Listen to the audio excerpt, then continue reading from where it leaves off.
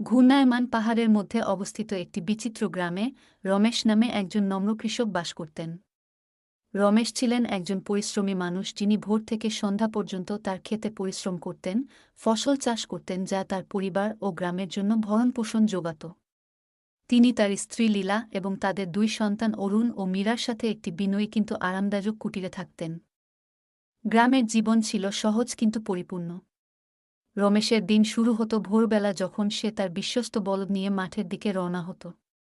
লীলা ঘুম থেকে উঠেই সকালে নাস্তা তৈরি করতেন এবং ঘরের কাজে ঝোঁক দিতেন। অরুণ, তাদের বড় ছেলে, তার বাবাকে কৃষিকাজে সাহায্য করতে আগ্রহী ছিল, যখন মীরা তার মাকে বাড়িতে সহায়তা করত এবং তাদের রাখা মুরগি ও ছাগলের দেখাশোনা করত। রমেশের ক্ষেত্রগুলি প্রচুর ছিল, তার উৎসর্গ এবং জ্ঞানের জন্য ধন্যবাদ প্রজন্মের মধ্য দিয়ে চলে গেছে। তিনি স্থানীয় বাজারে বিক্রি করা গম, চাল এবং সবজি সহ বিভিন্ন ধরনের ফসল ফলিয়েছিলেন। কঠোর পরিশ্রম সত্ত্বেও পরিবার তাদের সাধারণ রুটিন এবং তাদের চারপাশের সৌন্দর্যে আনন্দ খুঁজে পায়। তবে এক বছর গ্রামটি প্রচণ্ড খরার সম্মুখীন হয়। একসময়ের উর্বর জমি শুকিয়ে ফাটল ধরেছে এবং ফসল শুকিয়ে যেতে শুরু করেছে। তাদের পানির সরবরাহ কমে যাওয়ায় গ্রামবাসীরা উদ্বিগ্ন হয়ে ওঠে।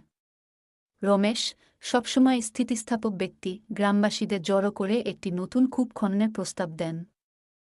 তার পরিবার এবং প্রতিবেশীদের সহায়তায় তারা দিনরাত পরিশ্রম করে, জলের সন্ধানে মাটির গভীরে খনন করে। কয়েক সপ্তাহের নিরলস প্রচেষ্টার পর অবশেষে তারা পানিতে ঝাঁপিয়ে পড়ে।